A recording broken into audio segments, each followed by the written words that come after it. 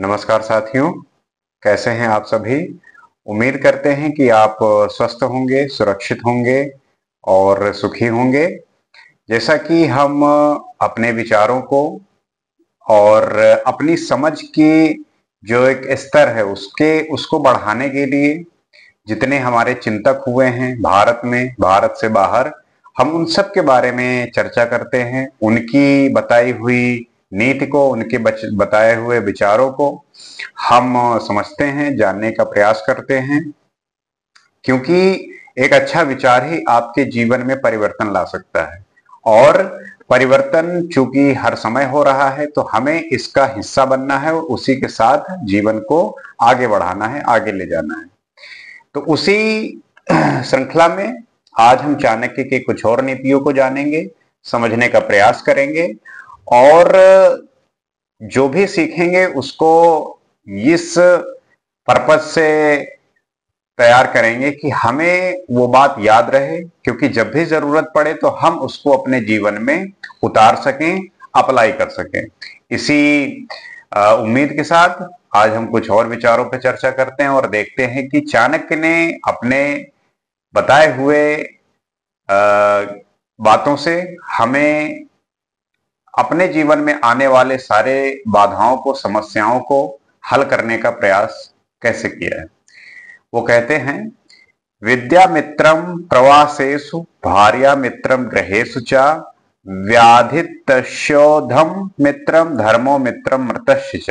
अर्थात विदेश में विद्या ही मनुष्य की सच्ची मित्र होती है। घर में अच्छे स्वभाव और गुण स्वरूप पत्नी ही मनुष्य की सबसे अच्छी मित्र होती है। दवाई रोगी व्यक्ति की मित्र है और जो मनुष्य मर चुका है उसका धर्म कर्म ही उसका मित्र होता है।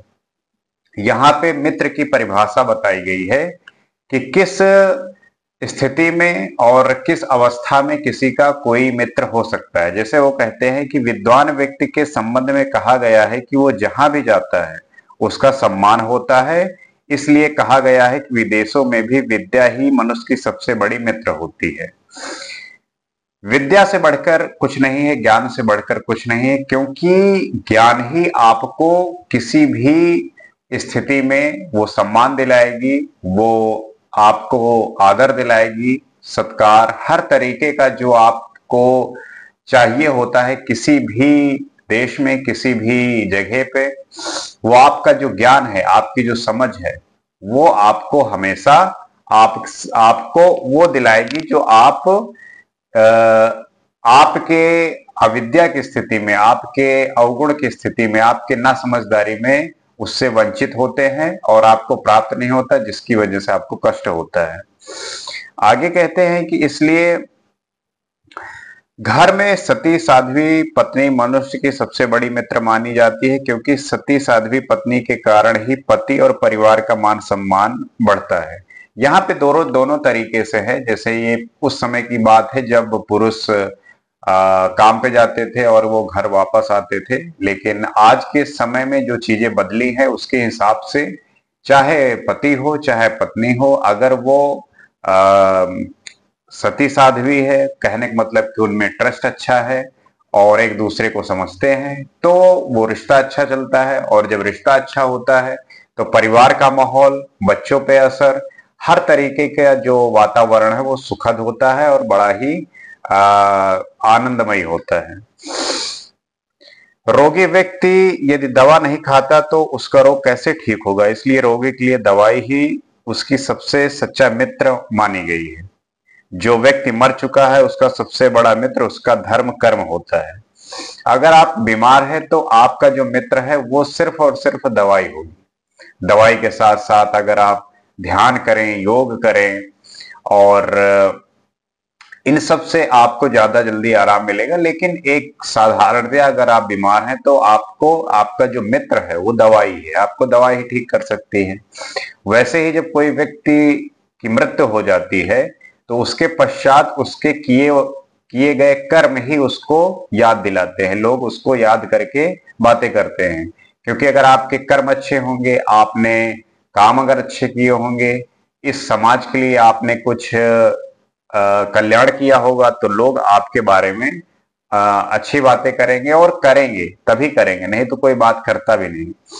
तो आपके कर्म और धर्म ही आपके मृत्यु के पश्चात काम आते हैं और कुछ काम नहीं आता। आगे कहते हैं, वृथा वृष्टि समुद्रेषु वृथा तृप्तेषु भोजनम वृथा दानम धानाड्यस्य वृथा दीपो दिवा अपि च। अर्थात समुद्र में बारिश होना, भोजन से तृप्त हुए मनुष्य को फिर से भोजन कराना, धनी लोगों को दान देना और दिन में बत्ती जलाना आदि बातें व्यर्थ होती हैं। यहाँ पे उन बातों का संकेत किया जा रहा है कि जहां पे आवश्यकता नहीं है किसी चीज की, no need for the extra things, अगर एक्स्ट्रा चीजों की जरूरत नहीं है, अगर उसको ऐसी चीज की जरूरत नहीं है जो पहले से पूर्ण हो, तो फिर फायदा क्या।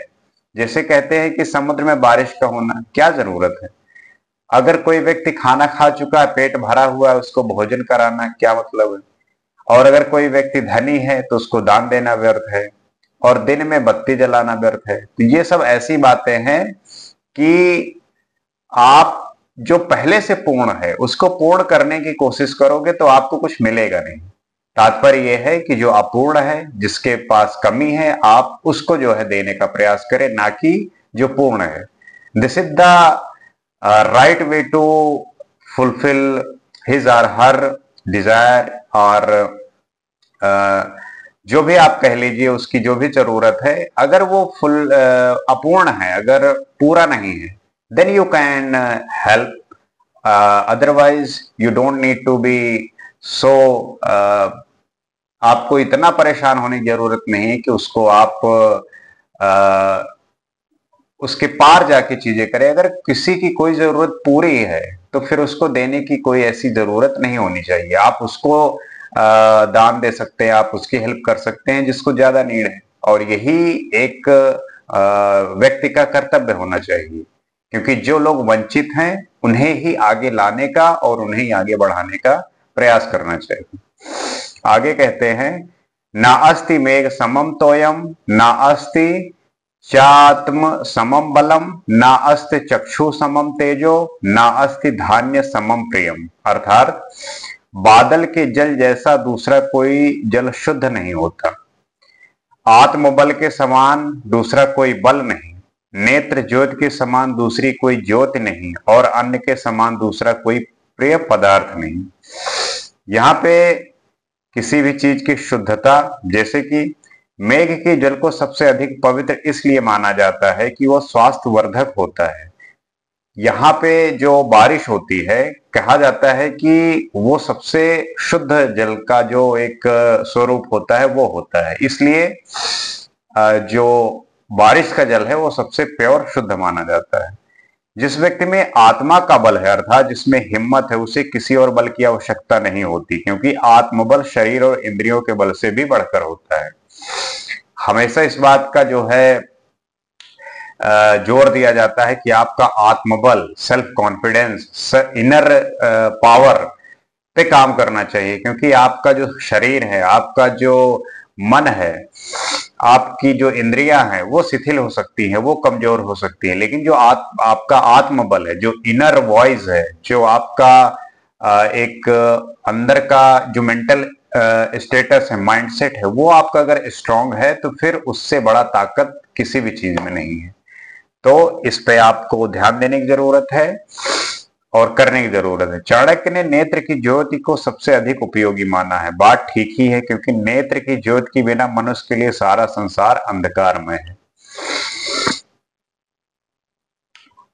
इसी प्रकार अन्य भी मनुष्य के लिए सबसे अधिक प्रिय पदार्थ कहा गया है।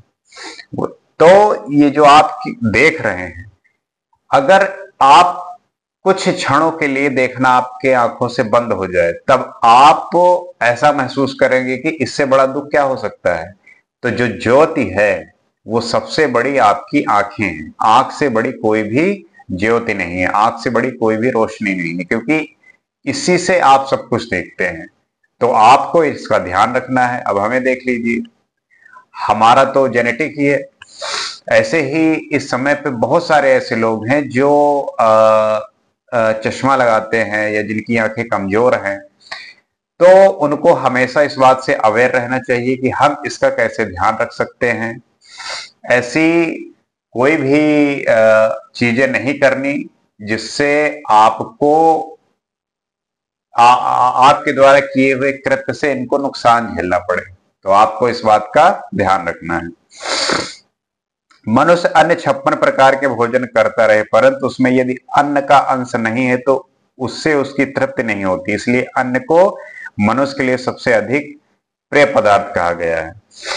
आप अक्सर देखते होंगे कि आप चाहे जितना नाश्ता कर लें और इधर उधर की चीजें खा लें, लेकिन जब तक आप प्योर भोजन नहीं करते, अन्न आपके अंदर नहीं जाता, तब तक आपको वो तृप्ति नहीं मिलती, आपका जो भूख है वो नहीं मिटती।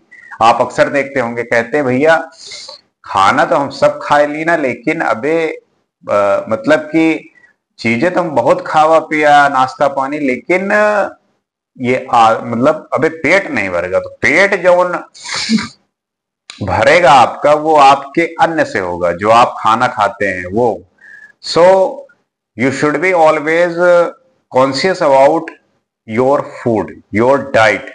और वो आपकी डाइट इस तरीके से प्लान होनी चाहिए कि वो आपके मन को, आपके शरीर को पूर्ण कर सके, आपकी जो न्यूट्रिशन वैल्यू है उसको फुलफिल कर सके। क्योंकि आप जब उस चीज से वंचित होते हो तो फिर आपको उसकी ऐसी डिमांड होती है कि आप हमेशा उस चीज से अतृप्त सा रहते हो, आपको संतुष्टि नहीं मिलती। तो ये चीजें हैं, आपको इसको बना के चलना है, ध्यान रख के करना है। इसी आशा के साथ, इसी उद्देश्य के साथ कि आप इन सब बातों को ध्यान रखते हुए आपके आने वाले जीवन में जो भी चुनौतियां हैं उसे आप ठीक से टैकल कर सकेंगे। because the things is if you are capable of that you can manage the things। और आपके द्वारा किया हुआ कार्य ही ये परिभाषित करता है, ये डिफाइन करता है कि आप अपनी चीजों को लेके कितने अवेयर हो, कितने कॉन्शियस हो।